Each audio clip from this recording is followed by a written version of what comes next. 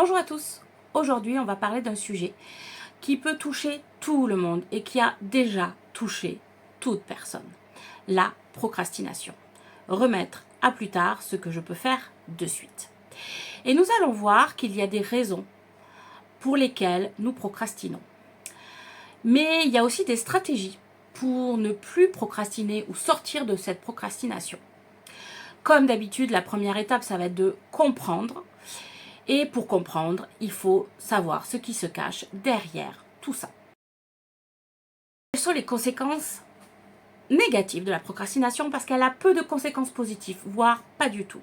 La procrastination, déjà, elle va avoir un impact sur votre estime de soi, puisque vous allez voir que vous n'avez pas fait les choses, donc vous vous dites des paroles hyper bienveillantes, donc je suis nulle, je ne l'ai pas fait, j'aurais pu le faire, franchement, qu'est-ce que tu as fait?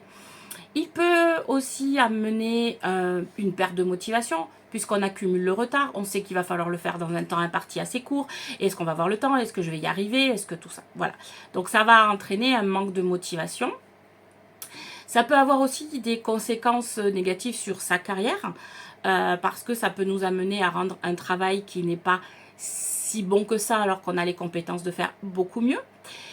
Il va y avoir au niveau des conséquences aussi du stress, puisqu'il va falloir faire les choses un peu plus au dernier moment. Donc du stress, de la charge mentale.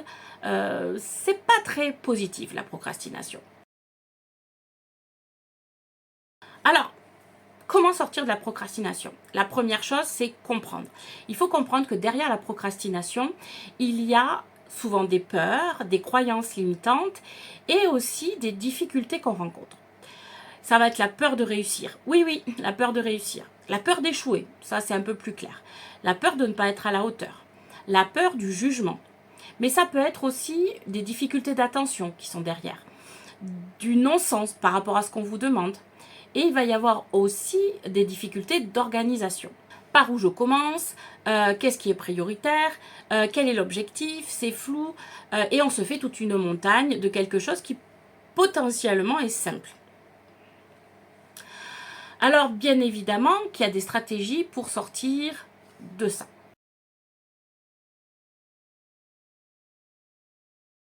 La question à se poser, souvent, c'est déjà de se poser. Parce que là, notre cerveau est parti en cacahuète, donc il faut se poser. Se dire, est-ce que je suis vraiment à la hauteur de ce qu'on me demande? Oui, non, mais en fait, oui. La plupart du temps, vous allez répondre oui. Mais qu'est-ce qui m'empêche là d'avancer? Ouais, j'ai un peu peur de ne pas y arriver. Mais si j'essaie pas, je suis sûre de ne pas y arriver. Ça, c'est net. Est-ce que j'ai assez de temps? Est-ce que je vais être capable? Est-ce que... Voilà, il va falloir rendre conscience qui se joue derrière la procrastination. La procrastination, c'est toujours un symptôme, ce n'est pas la cause.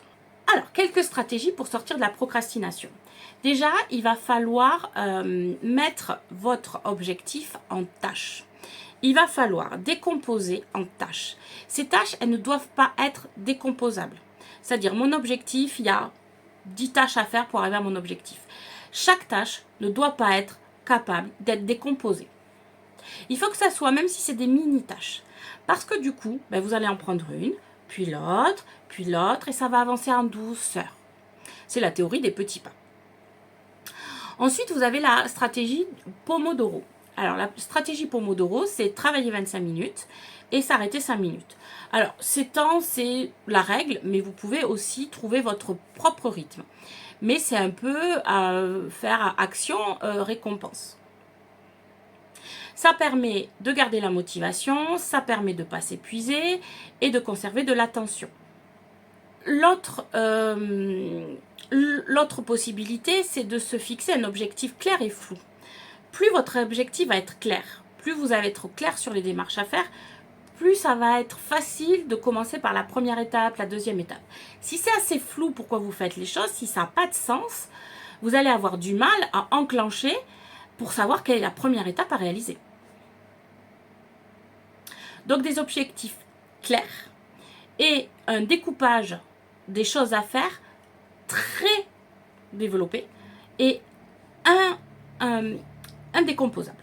Il va falloir aussi se créer un environnement propice au travail, c'est-à-dire un environnement qu'il vous convient à vous. Ça peut être un environnement cosy, un environnement assez vide ou un environnement avec une lumière particulière, un lieu particulier pour que vous puissiez avoir une concentration optimale. En sachant que cette tâche, vous avez du mal à la faire. Donc il faut vraiment se mettre toutes les chances de son côté.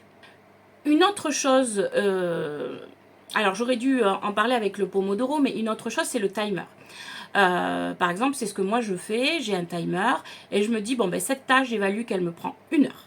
Donc je mets un timer d'1 heure. Et ça m'aide à visualiser le temps, à rester concentré et je sais qu'après, je vais avoir une pause. Je sais qu'après, je vais avoir un peu ma récompense. Et une autre petite chose, célébrez toutes vos victoires, même les plus petites. Chaque étape est importante. Vous avez agi, c'est important. Célébrez vos victoires pour rester en motivation et en énergie haute et positive.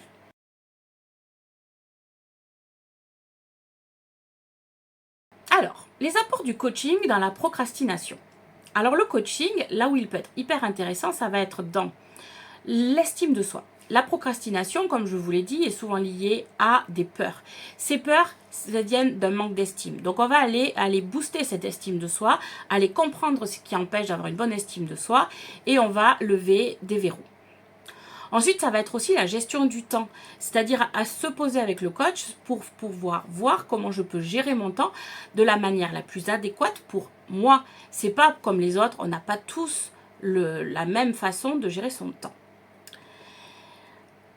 On va pouvoir aussi aller travailler sur les croyances limitantes, aller lister les croyances limitantes pour permettre vraiment à la personne d'aller switcher ses croyances et avoir des croyances qui vont l'aider à passer à l'action.